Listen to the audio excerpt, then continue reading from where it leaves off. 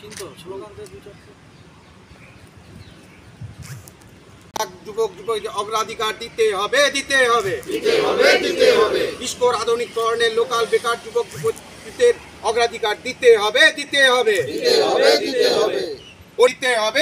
হবে অন্যান্য স্টিল প্ল্যান্টের নাই সম বেতন দিতে হবে, ন্যূনতম 26 দিনের বেতন দিতে হবে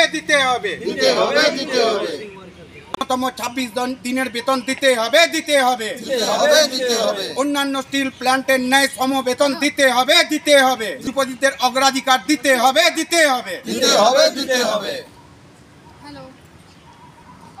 বলতে যাবে কি?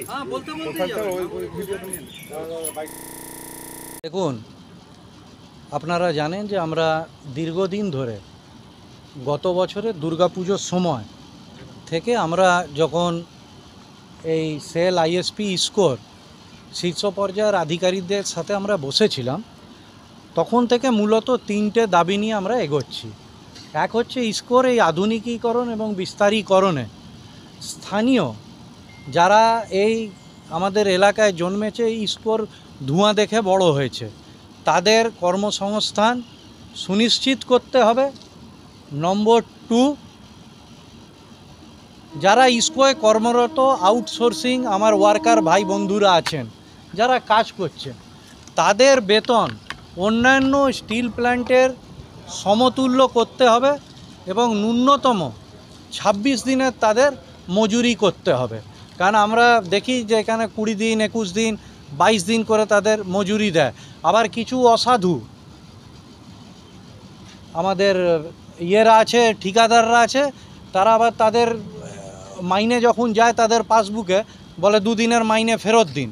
তো এগুলো যেন না হয়। একটা শিক্ষিত ছেলেরা আছে, গরিব মানুষেরা আছে, তারা এখানে কাজ করে। আর যেহেতু আমরা এলাকার সব জনপ্রতিনিধিরা এসেছি এবং সাথে আমাদের 2 স্থানীয় বেকার যুব মঞ্চেরও 2 জন প্রতিনিধি এসেছেন, এবং ইসকোর যে এলাকাটা যেটা ইসকোর মধ্যে পড়ে, তার ন্যূনতম মানুষের যে পরিষেবা সেটা যেন ইসকো দেয় এবং এলাকার সৌন্দর্যায়ন যেন ইসকো করে। কারণ আমরা কর্পোরেশন থেকে করতে গেলে বা রাজ্য সরকারের অন্যান্য কোনো উইং থেকে যদি আমরা করতে যাই তো তখন আমরা বাধাপ্রাপ্ত হই।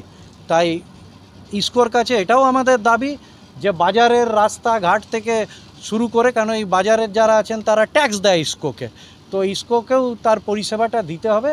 এই সব বিষয় নিয়ে আমরা আজকে স্থানীয় সবাই না দলীয় পতাকা নিয়ে, দেখুন আমরা প্রথমত এটা বেকার যুব মঞ্চের যারা আছেন আমরা তাদের সাথে পথে নেমেছি এবং আমরা দল করি। নিশ্চিতভাবে আমরা একটা দলের জনপ্রতিনিধি, আমরা পৌর প্রতিনিধি, কিন্তু এই ক্ষেত্রে আমরা দলের সাথে এবং যারা স্থানীয় আমাদের এলাকার বেকার যুবতীরা আছে তাদের আমরা চাই কর্মসংস্থান নিশ্চিতভাবে হোক। আমরা এখানে একটা পরিচয় নিয়ে এগাচ্ছি, আমাদের স্থানীয় এলাকার ছেলেমেয়েদের পরিচয় নিয়েই আমরা বেকারদের যারা এখানে চাকরি করতে চায় তাদের হয়ে আমরা প্রত্যেকে এখানে লড়াই করছি। আজকে তো বামেদের যুব সংগঠন